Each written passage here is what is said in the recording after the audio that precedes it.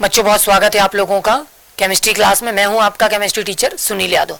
बच्चों आज एक नए टॉपिक के साथ आप लोगों के साथ हूं और नया टॉपिक है बच्चों हमारा तत्वों का वर्गीकरण एवं आवर्तिता। बच्चों तत्वों का वर्गीकरण एवं आवर्तिता से आज का पहला प्रश्न मैं आपके सामने रख रहा हूं। प्रश्न है बच्चों, मेंडलीव के आवर्त नियम में मोजले ने क्या संशोधन किया। बच्चों मेंडलीव की आवर्त सारणी की सहायता से आधुनिक आवर्त सारणी का निर्माण किया गया। ठीक है, तो आधुनिक आवर्त सारणी को बनाने में सबसे ज्यादा जो प्रमुख भूमिका है वो मोजले नाम के साइंटिस्ट ने निभाई। तो बच्चों मोजले ने मेंडलीव की आवर्त सारणी में क्या संशोधन किया और जो उनको काफी मदद किया उनके संशोधन ने कि उन्होंने आधुनिक आवर्त सारणी को बनाने में सफलता अर्जित की। तो बच्चों हमारा प्रश्न है कि मेंडलीव की आवर्त सारणी में मोजले ने क्या संशोधन किया। ठीक है, तो बच्चों मैं आपको बता दूं कि मेंडलीव की आवर्त नियम में मोजले ने जो संशोधन किया वो इस प्रकार है बच्चों कि उन्होंने परमाणु द्रव्यमान के स्थान पर, यानी मेंडलीव की आवर्त सारणी में जो आवर्त नियम कहता है वो ये कहता था बच्चों कि तत्वों के जो आवृत्ति गुण है वो उनके परमाणु भार के आवृत्ति फलन है। यानी मेंडलीव परमाणु भार के आधार पर तत्वों को जमाने के पक्ष में थे, जबकि मोजले ने परमाणु भार के स्थान पर बच्चों परमाणु क्रमांक को प्राथमिकता दी और परमाणु क्रमांक का प्रयोग किया बच्चों इन्होंने। ठीक है, यानी परमाणु द्रव्यमान के स्थान पर जब हम परमाणु क्रमांक का प्रयोग करेंगे तो मेंडलीव की आवर्त सारणी का हमको क्या मिल जाएगा, आवश्यक संशोधन मिल जाएगा। और इस तरह से बच्चों हम मेंडलीव के आवर्त नियम में संशोधन करके उसको आधुनिक आवर्त नियम में बदल पाएंगे। तो तत्वों के भौतिक एवं रासायनिक जो गुण है बच्चों वो तत्वों के परमाणु क्रमांक के आवृत्ति फलन है। इस तरह से मोजले ने आधुनिक आवर्त नियम की व्याख्या कर दी, जो कि मेंडलीव के आवर्त नियम में आवश्यक संशोधन करने के बाद प्राप्त हुआ। बच्चों ऐसा करने से क्या हुआ, अगर तत्वों को उनके परमाणु क्रमांक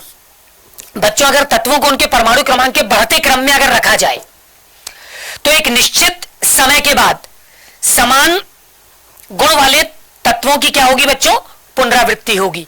ठीक है, जैसे कि अगर मैं आपको बताऊं तो लिथियम, सोडियम, पोटेशियम, ठीक है बच्चों ये एक वर्गानुसार लिखे गए तत्व हैं। लिथियम के जस्ट बाद beryllium, boron, carbon, nitrogen, oxygen, fluorine और उसके बाद बच्चों नियोन यानी आप देखेंगे कि lithium, beryllium, boron, carbon, nitrogen, oxygen, fluorine और नियोन। बच्चों नियोन के बाद जो अगला तत्व होगा वो होगा सोडियम, जिसको लिथियम के ठीक नीचे स्थान दिया गया है क्योंकि सोडियम के जो गुणधर्म होंगे वो किसके जैसे होंगे, लिथियम के जैसे होंगे। तो बच्चों अगर तत्वों को उनके परमाणु क्रमांक के बढ़ते क्रम में रखा जाए तो एक निश्चित समय के बाद समान गुण वाले तत्वों की क्या होती है, पुनरावृत्ति होती है। जैसे बच्चों संगीत के 7 स्वर में होता है ना, सा रे गा मा पा धा नी, और उसके बाद फिर से कहां से स्टार्ट होता है, सा से, फिर सा रे गा मा पा धा नी, फिर कहां से स्टार्ट होता है, सा से। तो हर बार अगर अपन सा रे गा मा पा धा नी, सा रे गा मा पा धा नी, सा रे गा मा पा धा नी समान अक्षर समूह के नीचे समान अक्षर समूह को जमाते जाएंगे तो इस तरह से बच्चों एक सा की एक लाइन निर्मित होगी। इस तरह से अलग अलग शब्दों की एक पुनरावृत्ति होती जाएगी। तो बच्चों इस तरह से हमने क्या किया, मेंडलीव के आवर्त नियम में संशोधन किया मोजले का और हमने उसको समझा। बच्चों जो अगला प्रश्न है, अगला प्रश्न बच्चों को जिस प्रकार है, प्रश्न क्रमांक 2, किसी आवर्त में परमाणु क्रमांक बढ़ने के साथ परमाणु त्रिज्या किस प्रकार बदलती है। यह हमको बच्चों चित्र के रूप में समझाना है। हमको बताना है कि जब हम किसी आवर्त में बाएं से दाएं चलेंगे बच्चों तो परमाणु क्रमांक अगर लगातार बढ़ेगा तो तत्वों के परमाणु त्रिज्या पर क्या प्रभाव पड़ेगा। उनकी परमाणु त्रिज्या बढ़ेगी, अपरिवर्तित रहेगी या घटेगी, जो भी होगा हमको इस पर चित्र के अनुसार इसको समझाना है बच्चों। तो हमने आपको बताया कि आवर्त में परमाणु क्रमांक में वृद्धि के साथ साथ बच्चों किसी भी आवर्त में जब आप बाएं से दाएं चलेंगे और परमाणु क्रमांक में लगातार सतत वृद्धि होगी तो वृद्धि के साथ साथ बच्चों परमाणु त्रिज्या का जो मान है वो क्रमशः क्या होता है बच्चों, घटता जाता है, यानी वो घटता है। अब ऐसा क्यों होता है, क्योंकि बच्चों जो नाभिकीय आवेश है ना, तो नाभिकीय आवेश निरंतर क्या होता जाता है, बढ़ता जाता है। यानी नाभिक में लगातार प्रोटॉन की संख्या बढ़ती है और बाह्यकोश में इलेक्ट्रॉन की संख्या बढ़ती है बच्चों, जिसकी वजह से नाभिक का बाह्यकोश के इलेक्ट्रॉनों पर जो नाभिकीय आकर्षण वो बढ़ जाता है और वो बाह्यकोश को अपनी ओर खींचने लगता है, जिससे परमाणु का आकार संकुचित होकर छोटा होने लगता है। अब सीधी सी बात है कि अगर परमाणु आकार छोटा होगा तो परमाणु त्रिज्या का मान भी घटेगा और वो छोटा होगा। बच्चों उसको चित्र के रूप में कुछ हम इस तरह से रिप्रेजेंट कर पाएंगे। वाई अक्ष पर मैंने बच्चों परमाणु त्रिज्या को, जबकि एक्स अक्ष पर मैंने बच्चों परमाणु क्रमांकों को लेकर यहां पर द्वितीय आवर्त आपके समक्ष रखा हुआ है। सबसे पहला तत्व है lithium, beryllium, boron, carbon, nitrogen, oxygen और फ्लोरीन। बच्चों ये ग्राफ हमको रिप्रेजेंट करता है कि जैसे जैसे अगर देखिए हम नीचे से ऊपर की तरफ जा रहे हैं बच्चों, तो इसका मतलब है कि परमाणु त्रिज्या बढ़ेगी, लेकिन अगर आप नीचे की तरफ आ रहे हो तो परमाणु त्रिज्या क्या होगी, घटेगी, क्योंकि जब आप बाएं से दाएं चल रहे हो तो इसका मतलब है परमाणु क्रमांक बढ़ेगा। यानी जैसे जैसे तत्वों का परमाणु क्रमांक बढ़ेगा तो बच्चों क्या होगी, उसकी परमाणु त्रिज्या घटेगी। इसका परमाणु क्रमांक अगर मैं आपको बताऊं तो ध्यान दीजिए, लिथियम का परमाणु क्रमांक 3, बेरिलियम का बच्चों बेरिलियम का परमाणु क्रमांक, लिथियम बेरिलियम 4, बोरॉन का 5, कार्बन का 6, नाइट्रोजन का 7, ऑक्सीजन का 8 और फ्लोरीन का 9। बच्चों इस तरह से आप देख सकते हैं कि परमाणु क्रमांक में सतत वृद्धि हो रही है। अगर परमाणु क्रमांक बढ़ेगा तो परमाणु त्रिज्या क्या होगी बच्चों, उनकी घटेगी। ठीक है, तो इस तरह से अपन ने एक चित्र के आधार पर इसको समझा।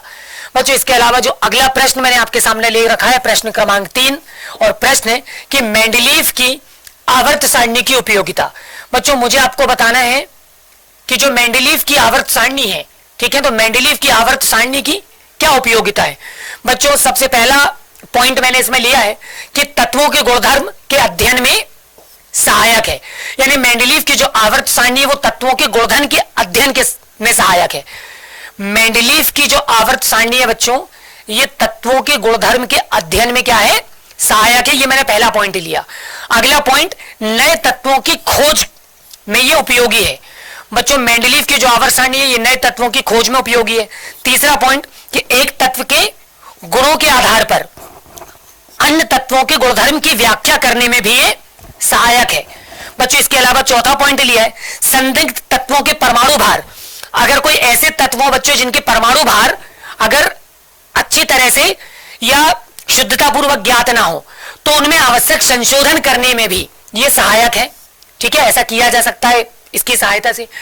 बच्चों आवर्त सारणी में एक ही समूह के तत्वों को, आवर्त सारणी में एक ही समूह के तत्वों तथा विभिन्न समूह के तत्वों में सहसंबंध का बोध करने में और उनके अनुसंधान में भी जो मेंडलीव का जो नियम है बच्चों, या मेंडलीव का जो आवर्त नियम है वो, या मेंडलीव की जो आवर्त सारणी है वो उपयोगी है।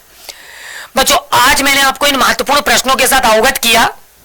ऐसे ही कुछ और भी महत्वपूर्ण प्रश्न लेकर पुनः आपसे मुलाकात होगी।